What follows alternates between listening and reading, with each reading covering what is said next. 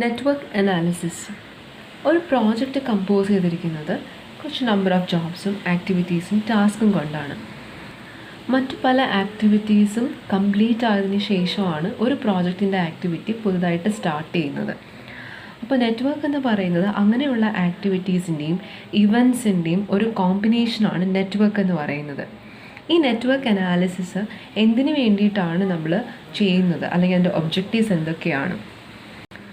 ഒരു പ്രോജക്റ്റിൻ്റെ total cost കുറയ്ക്കാൻ വേണ്ടിയിട്ട്, അല്ലെങ്കിൽ ടോട്ടൽ ടൈം റെഡ്യൂസ് ചെയ്യാനായിട്ട്, അല്ലെങ്കിൽ തന്നിട്ടുള്ള കോസ്റ്റിൽ നിന്നുകൊണ്ട് അതിൻ്റെ ടൈം കുറയ്ക്കാനായിട്ട്, തന്നിട്ടുള്ള ടോട്ടൽ ടൈമിൽ നിന്നുകൊണ്ട് അതിൻ്റെ കോസ്റ്റ് കുറയ്ക്കാനായിട്ട്, പിന്നെ അതുപോലെ തന്നെ ഐഡിൽ റിസോഴ്സസ്, ഉപയോഗമില്ലാതെ വെച്ചുകൊണ്ടിരിക്കുന്ന റിസോഴ്സസിൻ്റെ ആ ഒരു ഐഡിയലിറ്റി കുറയ്ക്കാൻ വേണ്ടിയിട്ട്, ഇങ്ങനെയുള്ള പല കാര്യങ്ങൾക്ക് വേണ്ടിയിട്ടാണ് നമ്മൾ നെറ്റ്വർക്ക് അനാലിസിസ് ചെയ്യുന്നത്.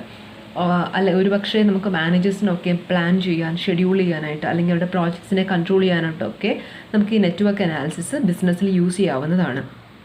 പ്രധാനമായിട്ടും നെറ്റ്വർക്ക് ടെക്നിക്സ് ആണ് ഈ നെറ്റ്വർക്ക് അനാലിസിസിൻ്റെ എക്സിക്യൂഷന് വേണ്ടി നമ്മൾ യൂസ് ചെയ്യുന്നത്. പേർട്ടും CPM major techniques, network techniques എന്ന് യൂസ് ചെയ്യുന്നത്. നമ്മൾ പേർട്ട് എന്ന് പറഞ്ഞാൽ programme evaluation and review technique എന്നാണ്. CPM എന്ന് പറഞ്ഞാൽ ക്രിട്ടിക്കൽ പാത്ത് മെത്തേഡ്. പേർട്ടും CPM ഒക്കെ ഡീറ്റെയിൽ ആയിട്ട് പഠിക്കുന്നതിന് മുന്നേ നെറ്റ്വർക്ക് ഡയഗ്രാം എന്താണെന്നുള്ളത് നമ്മൾ അറിഞ്ഞിരിക്കാം. സോ ഈ വീഡിയോയിൽ ഞാൻ എക്സ്പ്ലെയിൻ ചെയ്യുന്ന നെറ്റ്വർക്ക് ഡയഗ്രാമിനെ കുറിച്ചാണ്. ഒരു പ്രോജക്റ്റിൻ്റെ പല ആക്ടിവിറ്റീസും ഇവൻസിനെയും കൂടെ കണക്ട് ചെയ്ത് കാണിക്കുന്ന ഒരു ഗ്രാഫിക്കൽ റെപ്രസെൻറ്റേഷനാണ് നെറ്റ്വർക്ക് ഡയഗ്രാം എന്ന് പറയുന്നത്. നെറ്റ്വർക്ക് ഡയഗ്രാമും എഗെയിൻ രണ്ട് തരത്തിലുണ്ട്. First type event oriented diagram. ഇവൻറ്റിനെ ബേസ് ചെയ്തിട്ടുള്ള ഡയഗ്രാംസ് ആണ്. ആ ഇവൻറ്റ് ഓറിയൻറ്റഡിനെ അതർവൈസ് നമ്മൾ പറയുന്ന പേർട്ട് നെറ്റ്വർക്ക് ഡയഗ്രാം എന്ന് പറയാറുണ്ട്. രണ്ടാമത്തെ ടൈപ്പ് എന്ന് പറയുന്നത് ആക്ടിവിറ്റി ഓറിയൻറ്റഡ് ഡയഗ്രാം. ആക്ടിവിറ്റിയെ ബേസ് ചെയ്തിട്ടായിരിക്കും നെറ്റ്വർക്ക് ഡയഗ്രാം കൺസ്ട്രക്ട് ചെയ്യുന്നത്. അതിനെ otherwise known as critical path method network diagram എന്ന് പറയാറുണ്ട്. ഇനി നമ്മൾ നോക്കുന്ന ഫ്യൂ ടേംസ് ആണ്. ആ ഫ്യൂ ടേംസ് എന്തൊക്കെയാണെന്ന് അറിഞ്ഞിരുന്നാൽ മാത്രമേ നെറ്റ്വർക്ക് ഡയഗ്രാം നമുക്ക് കൺസ്ട്രക്ട് ചെയ്യാൻ പറ്റത്തുള്ളൂ. So first term activity. ഒരു ആക്ടിവിറ്റി എന്ന് പറയുന്നത് അതിനെ റിപ്രസെൻറ്റ് ചെയ്യുന്നത് ഒന്നുകിൽ ഒരു ക്യാപിറ്റൽ ലെറ്റർ കൊണ്ടായിരിക്കാം, അല്ലെങ്കിൽ രണ്ട് നമ്പേഴ്സ് കൊണ്ടായിരിക്കാം നമ്മളൊരു ആക്ടിവിറ്റിയെ റെപ്രസെൻറ്റ് ചെയ്യുന്നത്, എക്സ്പെഷ്യലി ഇൻ നമ്മുടെ നെറ്റ്വർക്ക് ഡയഗ്രാമിൽ. എക്സാമ്പിൾ 2 to 1, 2 to 3 എന്ന് പറയുന്നത് ഇവിടെ ഒരു ആക്ടിവിറ്റിയാണ്.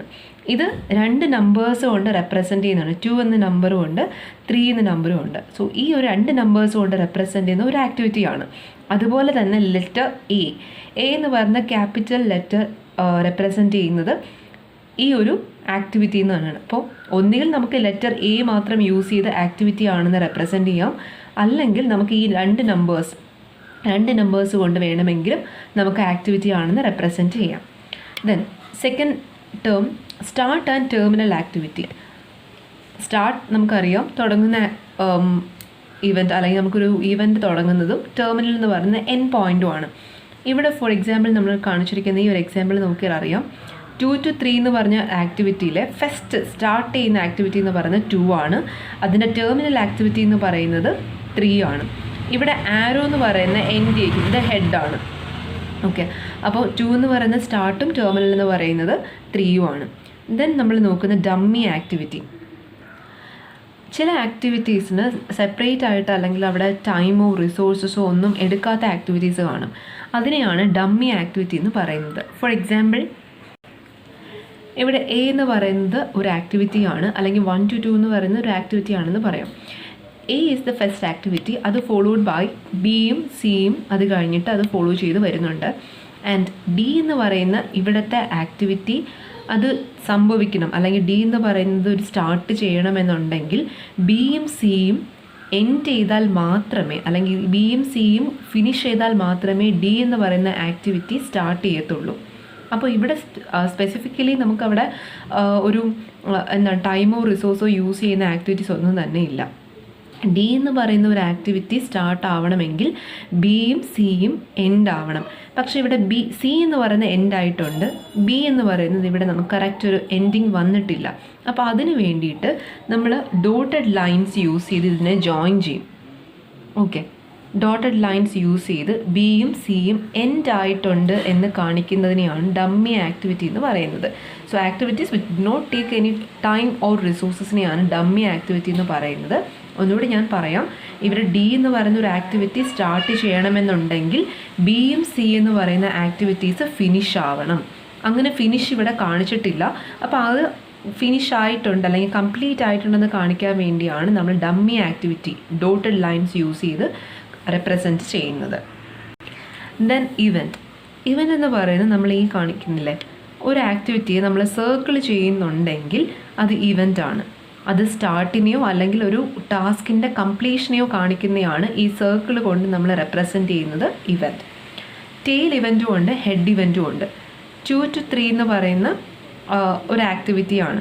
ഓക്കെ, 2ഉം 3 എന്ന് പറയുന്ന ഒരു ആക്ടിവിറ്റി. ആ ആക്ടിവിറ്റിയിൽ ഇതിപ്പോൾ ഇവൻറ്റ് നമ്മൾ പറയുന്നില്ല കേട്ടോ. 2ഉം 3 എന്ന് പറയുന്ന ആക്ടിവിറ്റി സർക്കിൾ കൊണ്ട് നമ്മൾ റെപ്രസെൻറ്റ് ചെയ്തിട്ടില്ല. ആക്ടിവിറ്റിയിൽ ടെയിൽ ഇവൻറ്റ് അല്ലെങ്കിൽ നമ്മൾ ഇതിൻ്റെ ടെയിൽ ഇവൻറ്റ്സ് എന്ന് പറയുന്നത് ഏതായിരിക്കും? ഇവിടെ ആയിരിക്കും അതിൻ്റെ ഹെഡ് എന്ന് പറയുന്നത്. ഇതിൽ ടെയിൽ ഇവൻറ്റ് എന്ന് പറയുമ്പോൾ നമ്മൾ നോക്കേണ്ടത് ഇവിടെയാണ് നമ്മുടെ പൊസിഷൻ വരുന്നത്. ഓക്കെ, ഇത് രണ്ടും സർക്കിൾ ചെയ്തപ്പോൾ അത് രണ്ടും ഇവൻ്റായി മാറിയിട്ടുണ്ട്. ടെയിൽ ഇവൻ്റ് എന്ന് പറയുമ്പോൾ ഈ ആരോ വരുന്നതാണ് ഹെഡ് ഇവൻറ്റ്. അതിൻ്റെ ഇപ്പോഴത്തെ ഓപ്പോസിറ്റ് സൈഡിൽ വരുന്നതാണ് ടെയിൽ ഇവൻ്റ് എന്ന് പറയുന്നത്. ഇവിടുത്തെ ടെയിൽ ഇവൻ്റ് എന്ന് പറയുന്നത് 2 ആണ്. ഓക്കെ, 2 ആയിരിക്കും ഇവിടുത്തെ ടെയിൽ ഇവൻറ്റ്. അതുപോലെ ഹെഡ് ഇവൻ്റ് എന്ന് പറയുമ്പോൾ ഇവിടെ എങ്ങനെ വരും? ഇതിപ്പോൾ സർക്കിൾ ചെയ്തപ്പോൾ അതൊരു ഇവൻ്റായി മാറിയിട്ടുണ്ട്. ഹെഡിൽ നമ്മൾ ആരോയും കൂടെ വരച്ചിട്ടുണ്ട്. 2 to 3 എന്ന് പറയുന്ന ആക്ടിവിറ്റിയിൽ അതിലെ ഹെഡ് ഇവൻ്റ് എന്ന് പറയുന്നത് ആരോ എവിടെയാണോ പോയിൻ്റ് ചെയ്യുന്നത് അതായിരിക്കും നമ്മുടെ head event. So head event എന്ന് പറയുന്നത് ആരോ പോയിൻ്റ് ആണ്. ടെയിൽ ഇവൻ്റ് എന്ന് പറയുന്നത് ആരോയുടെ ജസ്റ്റ് ഓപ്പോസിറ്റ് ആണ് വരുന്നത്. പിന്നെ വരുന്നത് സക്സസർ ആൻഡ് പ്രിഡിസിസർ ഇവൻറ്റ്സ് ആണ്. സക്സസർ ഇവൻ്റ് എന്ന് പറഞ്ഞു കഴിഞ്ഞാൽ ഇവിടെ കാണിച്ചിരിക്കുന്ന ഇവൻറ്റ് 1 and 2. 1 and 2ൽ ഈ 2 എന്ന് പറയുന്നത് ഇപ്പോൾ 1 എന്ന് പറയുന്നത് സ്റ്റാർട്ടിങ് ഇവൻ്റ് ആണ്. ഈ സ്റ്റാർട്ടിങ് ഇവൻറ്റിൻ്റെ സക്സസർ എന്ന് പറയുമ്പോൾ അതിന് ശേഷം വരുന്നതാണ്. അത് കഴിഞ്ഞതിന് ശേഷം ഇപ്പോൾ 1ൻ്റെ സക്സസർ എന്ന് പറയുന്നത് 2 ആയിരിക്കും. 2ൻ്റെ പ്രിഡിസിസറാണ്, മുൻപുള്ളതാണ് 1 എന്ന് പറയുന്നത്. ഒരു ഇവൻറ്റിൻ്റെ മുൻപിൽ വരുന്നതിന് പ്രിഡിസിസർ എന്നും ആ ഇവൻറ്റിന് ശേഷം വരുന്നതിന് നമ്മൾ സക്സസർ എന്ന് പറയും. ഇപ്പോൾ 2ൻ്റെ സക്സസർ എന്ന് പറയുന്നത് ഒന്നുകിൽ 3 ആകാം അല്ലെങ്കിൽ 4 ആകാം. അതുപോലെ 2ൻ്റെ പ്രിഡിസിസർ മുൻപ് കിടക്കുന്നതെന്ന് പറയുന്നത് നമുക്ക് 1 എന്ന് വേണമെങ്കിൽ പറയാം. അല്ലെങ്കിൽ നമുക്ക് ആക്ടിവിറ്റി പറയുകയാണെങ്കിൽ എ എന്ന് പറയുന്ന ആക്ടിവിറ്റി എന്ന് വേണമെങ്കിൽ നമുക്ക് എന്ത് ചെയ്യാം, പറയാം. സോ ഇത്രയും ടേംസാണ് നിങ്ങളൊരു ഡയഗ്രാം വരയ്ക്കുന്നതിന് മുന്നേ അറിഞ്ഞിരിക്കേണ്ടത്. സോ ഇനി നമ്മൾ നോക്കുന്നത് നെറ്റ്വർക്ക് ഡയഗ്രാം എങ്ങനെ നമുക്ക് വരയ്ക്കാമെന്നാണ്. നെറ്റ്വർക്ക് ഡയഗ്രാം 2 തരത്തിലുള്ള ക്വസ്റ്റ്യൻസ് ചോദിക്കാം. ഒന്നുകിൽ നിങ്ങൾക്ക് നമ്പേഴ്സ് വെച്ച് മാത്രം വേണമെങ്കിൽ നിങ്ങൾക്ക് നെറ്റ്വർക്ക് ഡയഗ്രാം കൺസ്ട്രക്ട് ചെയ്യാനായിട്ട് പറയാം. അല്ലെങ്കിൽ ആൽഫബറ്റ്സ്, നമ്മൾ നേരത്തെ പറഞ്ഞു ആക്ടിവിറ്റിയെ റെപ്രസെൻറ്റ് ചെയ്യുന്നത് ക്യാപിറ്റൽ ലെറ്റർ ആൽഫബറ്റ് വെച്ചിട്ടായിരിക്കും. സോ അങ്ങനെ വേണമെങ്കിലും നിങ്ങൾക്ക് പ്രിഡിസിസർ സക്സസർ ഇവൻറ്റ്സിനെ റെപ്രസെൻറ്റ് ചെയ്ത് വേണമെങ്കിൽ നെറ്റ്വർക്ക് ഡയഗ്രാം നോക്കാം. സോ ആ 2 തരത്തിലുള്ള നെറ്റ്വർക്ക് ഡയഗ്രാം നമ്മൾ ഈ വീഡിയോയിൽ നോക്കുന്നുണ്ട്. സോ ആദ്യം നമ്മൾ നോക്കുന്നത് നമ്പേഴ്സ് കൊണ്ട് നമുക്ക് എങ്ങനെ നെറ്റ്വർക്ക് ഡയഗ്രാം കൺസ്ട്രക്ട് ചെയ്യാമെന്നാണ്. സോ ഇതിലിപ്പോൾ ഈ ഒരു ക്വസ്റ്റനിൽ ആക്ടിവിറ്റി എന്ന് പറയുന്ന ഒരു റോ തന്നിട്ടുണ്ട്. ടൈം ഡ്യൂറേഷൻ നമുക്ക് തന്നിട്ടുണ്ട്. ആക്ടിവിറ്റി 1 to 2 അതിൻ്റെ ടൈം ഡ്യൂറേഷൻ 2 ആണ്. 1 to 3 എന്ന ആക്ടിവിറ്റിയിൽ 4 ആണ് time duration. 1 to 4 is 3, 2 to 5 1, 3 to 5 6, 4 to 6 5, 5 to 6 7. ഇതാണ് ആക്ടിവിറ്റിയും ടൈം ഡ്യൂറേഷനും. സോ ആക്ടിവിറ്റിയും ടൈം ഡ്യൂറേഷനും വെച്ചിട്ടാണ് നമ്മൾ നെറ്റ്വർക്ക് ഡയഗ്രാം വരയ്ക്കാൻ പോകുന്നത്. ഇവിടെ നോക്കിക്കേ, ഫസ്റ്റ് പറയുന്നത് 1 to 2 ആണ്. അത് കഴിഞ്ഞ് 1 to 3, ദെൻ 1 to 4. സോ ഈ 3 കോളത്തിലും നമുക്ക് കാണാൻ പറ്റുന്നത് 1 എന്ന് പറയുന്ന നമ്പർ കോമൺ ആണ്, 3ലും വന്നിട്ടുണ്ട്. അതായത് 1ൽ നിന്നും 2ലേക്ക്, 1ൽ നിന്നും 3ലേക്ക്, 1ൽ നിന്നും 4ലേക്ക്. സോ 1 എന്ന് പറയുന്ന ഒരു ഇവൻറ്റിൽ നിന്നും 3 ഇവൻറ്റ്സ് ആണ് വന്നിട്ടുള്ളത്. സോ 1 എന്ന് പറയുന്ന ആദ്യത്തെ എലമെൻറ്റിനെ ഞാനിവിടെ വരയ്ക്കുവാണ്.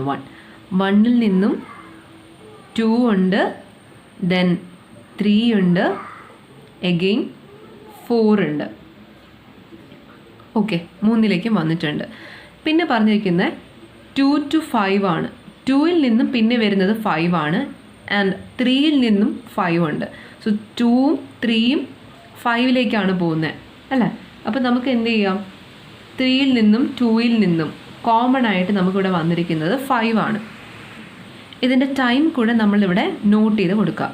1 to 2 നമ്മളിവിടെ വരച്ചു കഴിഞ്ഞു. അതിൻ്റെ ടൈം ഡ്യൂറേഷൻ 2 ആണ്. സോ ഈ ഒരു ലൈനിൻ്റെ മുകളിലായിട്ട് നമ്മൾ എഴുതി കൊടുക്കുക. 1 to 3 എന്ന് പറയുന്നത് 4 ആണ്. 1 to 4 എന്ന് പറയുന്നത് എത്രയാണ്? 3 ആണ്.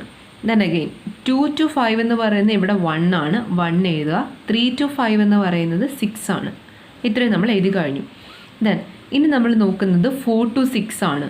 4ൽ നിന്നും 6ലേക്ക് ആൻഡ് 5 to 6. അപ്പോൾ 4 to 6 ഉണ്ട്, 5 to 6 ഉണ്ട്. സോ ഒരു കോമൺ പോയിന്റ് നമുക്ക് എന്ത് ചെയ്യാം? ഇവിടെ വരയ്ക്കാം. 4 to നമുക്കിവിടെ 6 അല്ലേ വന്നിരിക്കുന്നത്. 4 to 6 ഉണ്ട്. എഗെയിൻ 5 to 6 ഉണ്ട്. 4 to 6 എത്രയാണ് പോയിന്റ്? 4 to 6 is 5. 5 to 6 എത്രയാണ് പോയിന്റ്? 7. ഓക്കെ. ഇനി ഈ ഡയഗ്രാം വരയ്ക്കുമ്പോൾ പലർക്കും വരച്ച് വരുമ്പോഴത്തേക്കും ഷേപ്പിലൊക്കെ ഡിഫറൻസ് ഉണ്ടാവും. അതിലൊന്നും നിങ്ങൾ അറിയേണ്ട കാര്യമില്ല. നിങ്ങൾ നോക്കുമ്പോൾ അതിൽ നമ്മൾ നോട്ട് ചെയ്യുന്ന പോയിൻറ്റ്സും അതിലെ ഇവൻസിൻ്റെ മെഷർമെൻറ്റ്സും നമ്മൾ വരയ്ക്കുന്ന ആ നൊട്ടേഷൻസും ഒക്കെ കറക്റ്റ് ആണെന്ന് മാത്രം വെരിഫൈ ചെയ്യുക. സ്ട്രക്ചറലി ഡിഫറൻസ് വരാം, ഓരോരുത്തരും വരയ്ക്കുന്ന രീതിയിൽ ഡിഫറൻസ് വരാം. ബട്ട് നമ്മൾ വരച്ചിരിക്കുന്നത് തന്നിട്ടുള്ള ക്വസ്റ്റൻ്റെ ബേസ്ഡ് ആണോ എന്ന് നിങ്ങൾ ചെക്ക് ചെയ്യുക. സോ ഇതാണ് ഇതിലെ ഈ ഒരു പ്രോബ്ലത്തിൻ്റെ നെറ്റ്വർക്ക് ഡയഗ്രാം. ഇനി നമ്മൾ നെറ്റ്വർക്ക് ഡയഗ്രാം ഞാൻ പറഞ്ഞു നമ്മുടെ ആൽഫബറ്റ്സ് യൂസ് ചെയ്തിട്ട് അല്ലെങ്കിൽ ക്യാപിറ്റൽ ലെറ്റേഴ്സ് വെച്ച് വരുമ്പോൾ രണ്ടാമത് ഈ ഒരു തരത്തിലും കൂടെ പ്രോബ്ലംസ് ചോദിക്കാറുണ്ട്. സോ ഇങ്ങനെ വരുമ്പോൾ എങ്ങനെയാണ് നെറ്റ്വർക്ക് ഡയഗ്രാം കൺസ്ട്രക്ട് ചെയ്യുന്നതാണ്.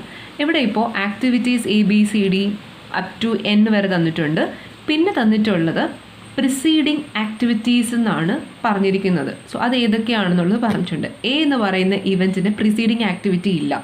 B എന്ന് പറയുന്ന ഇവൻറ്റിന് ആക്ടിവിറ്റിക്കും പ്രിസീഡിങ് ആക്ടിവിറ്റി ഒന്നുമില്ല. അപ്പോൾ അതായത് രണ്ടിനും പ്രിസീഡിങ് ആക്ടിവിറ്റി എയ്ക്കും ബിക്കും മുന്നേ വേറെ ആക്ടിവിറ്റീസ് ഒന്നും സംഭവിച്ചിട്ടില്ല. Which means they are the starting activity അല്ലെങ്കിൽ സ്റ്റാർട്ടേഴ്സ് എന്ന് പറയുന്ന എയും ബിയും ആയിരിക്കും.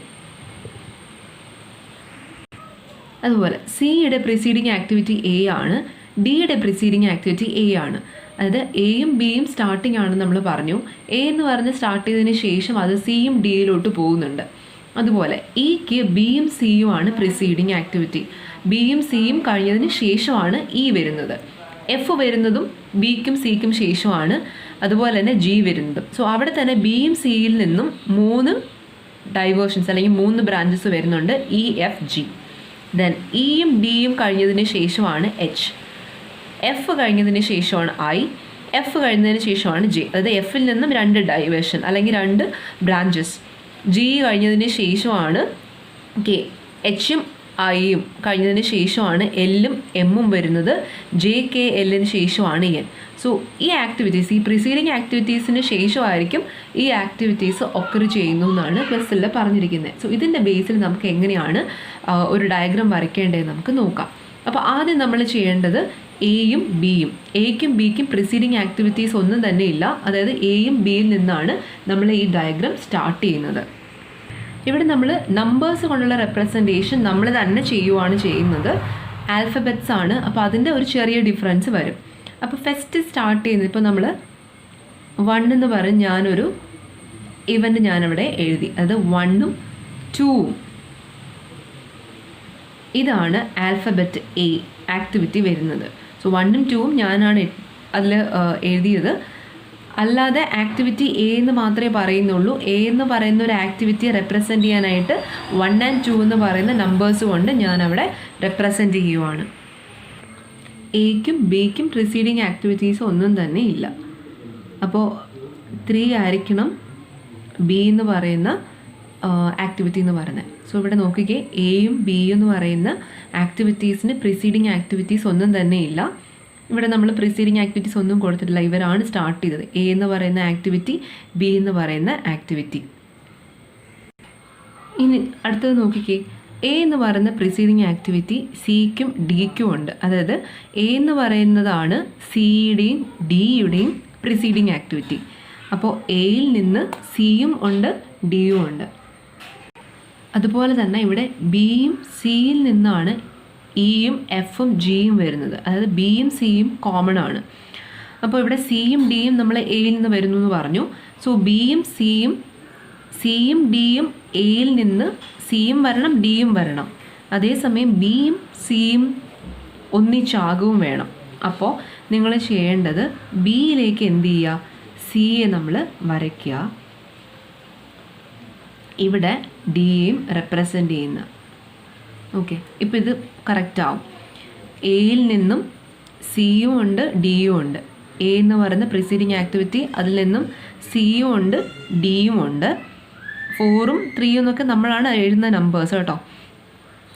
സിയും ഡിയും നമ്മൾ എടുത്തിട്ടുണ്ട്. അതുപോലെ ഇവിടെ പറഞ്ഞിരിക്കുന്നില്ലേ, ബിയും സിയിൽ നിന്നാണ് ഇയും എഫും ജിയും വരുന്നത്. അതായത് ബിയും സിയും ഒന്നിച്ച് വരണം. അപ്പോൾ അതിന് വേണ്ടിയിട്ടാണ് അഡ്ജസ്റ്റ്മെൻ്റ് ആയിട്ട് ഈ സിയും ബിയും ആയിട്ട് നമ്മൾ ഒന്നിച്ചിവിടെ എഴുതുക. വേണമെങ്കിൽ ഒരു പക്ഷെ നമ്മൾ ആദ്യം എഴുതുമ്പോൾ ഇവിടെ സിയും ഇവിടെ ഡിയും എഴുതാം. പക്ഷെ വരച്ച് വരുമ്പോൾ നമുക്ക് ശരിയായിട്ടുള്ള കൺസ്ട്രക്ഷൻ കിട്ടത്തില്ല.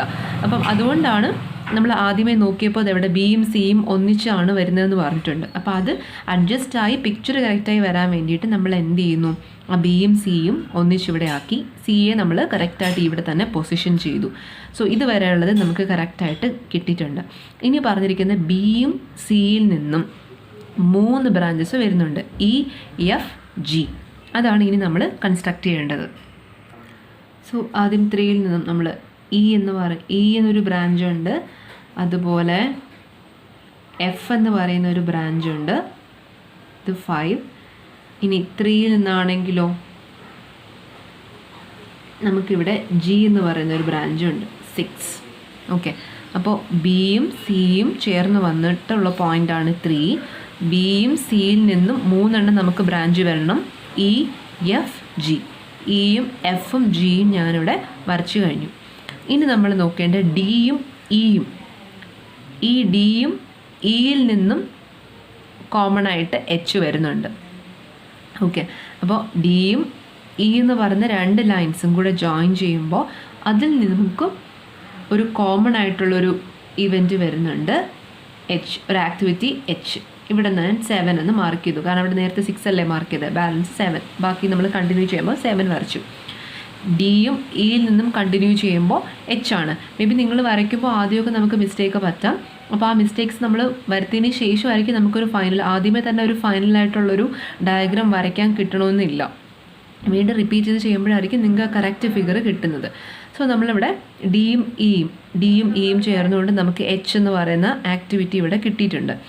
അതിന് ശേഷമുള്ളത് നോക്കിക്കേ, എഫ് പ്രിസീഡിങ് ആക്ടിവിറ്റി വന്നിട്ടുള്ള ഐയും ഉണ്ട് ജെയും ഉണ്ട്. അതായത് എഫിൽ നിന്ന് നമുക്ക് 2 ആക്ടിവിറ്റി വരുന്നുണ്ട്, ഐയും ജെയും.